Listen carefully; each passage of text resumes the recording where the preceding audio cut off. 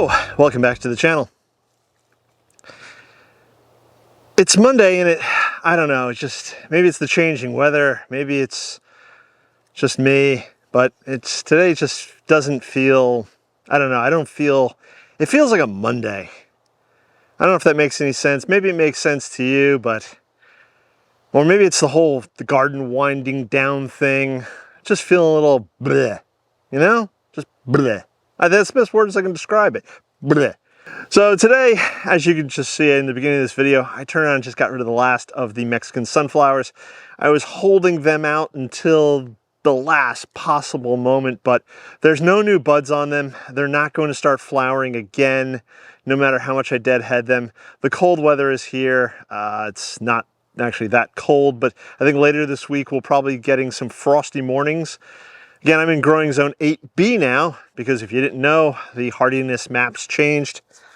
If you're not aware, recently the USDA put out a new hardiness map, and the Millennial Gardener actually did a pretty awesome little short bit to that today. And if I can remember, I'll put it up over here so you can click on it there.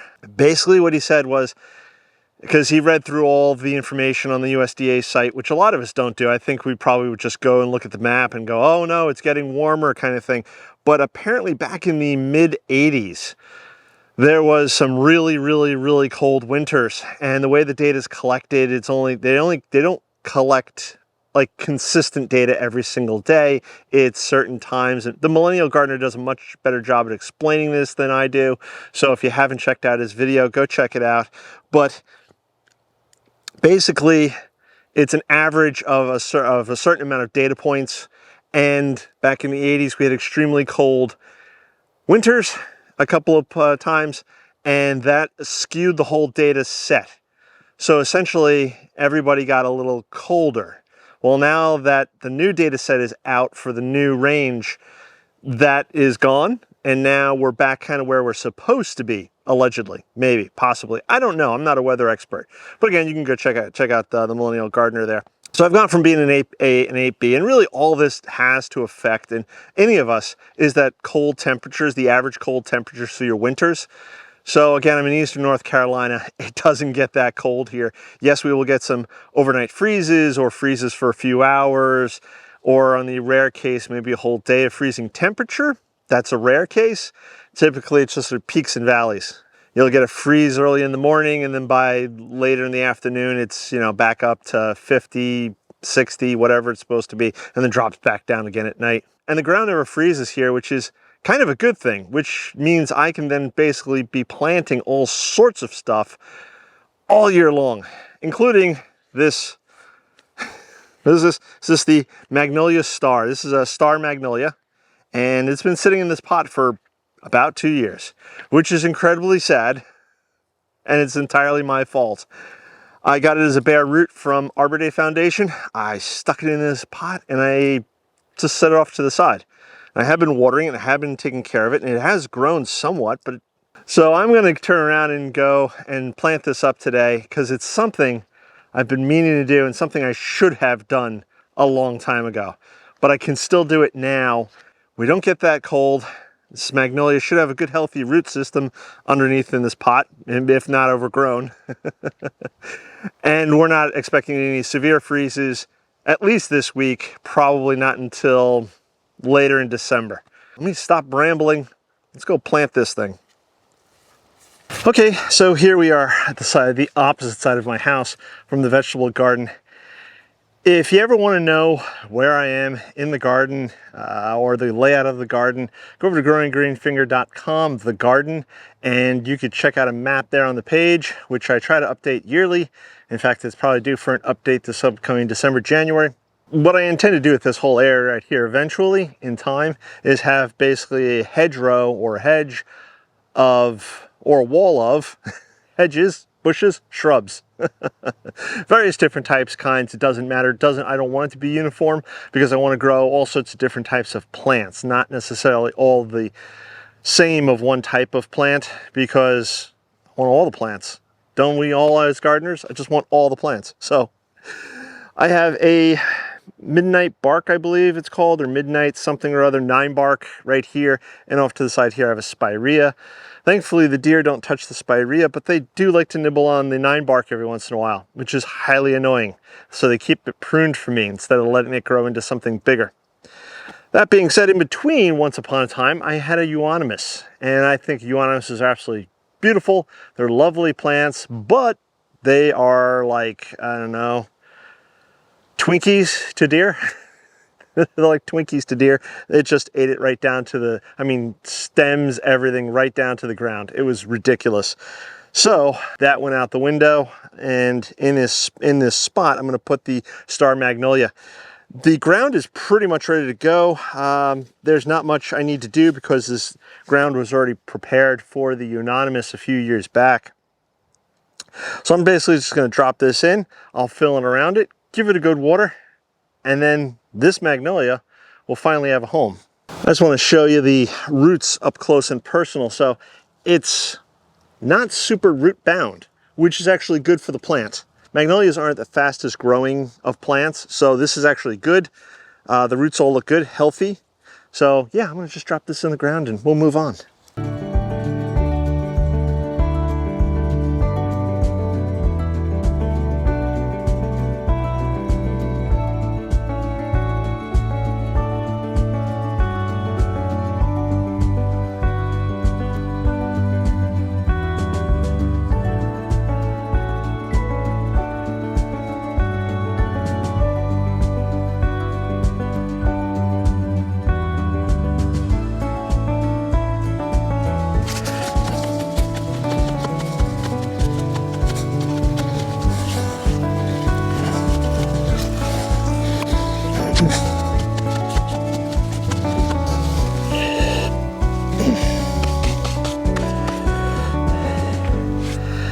All right, all done. It's all planted up. And as you can see, I turn around and put some mulch down. And it's not necessarily to keep the weeds out or the grass, because they will, I can go on and on about weeds and the grass down here in the south, but not for today. The mulch is really to help retain water. The excess soil that I had, I just simply turned around and basically chopped up, spread out between the 9 bark and the magnolia here. It will rot down, break down, and the grass will grow up through it. So all it's going to do is help improve the soil as it breaks down and gets washed into the ground. So there's no need of me taking it and disposing it someplace else. I'm not a particularly neat gardener. By next spring, you won't even know this pile was ever here. Let's head back to the greenhouse. Before we wrap up this video, I just want to mention a few things, and one of them is my potatoes. I have potatoes growing in grown bags. I've had them growing for, oh geez, a few months now, maybe at least 3, if not longer. But with the expected freezes this week, the tops will die back, which is fine. And then I'll harvest and see what I got. And I will try to remember to film it so that you guys can see the harvest I have. Or worst case scenario, I'll put it up on the YouTube community page. Click on that. And as I've mentioned before in the past, if I get sick or if I'm not going to make a video or if I'm just bored, I will put something up there. I will try to show you some behind the scenes shots that I normally don't display either here on YouTube or on Instagram. So these potatoes are looking pretty good. And hopefully I get a decent harvest out of it. I didn't plant a lot because I didn't have a lot of, I had more seed potatoes, but I didn't want to waste them on this harvest. I wanted to keep a few for the spring planting. So we'll see how that all works out. Along the front where the Mexican sunflower was, I will be planting boxwoods up there next spring. I'm still not sure of the variety. I'm debating on Baby Gem, Sprinter. I don't think I'm gonna do Sprinter. Maybe Winter Green. I think, is it Winter Green? There's a variety, another variety besides Sprinter, which grows pretty quickly.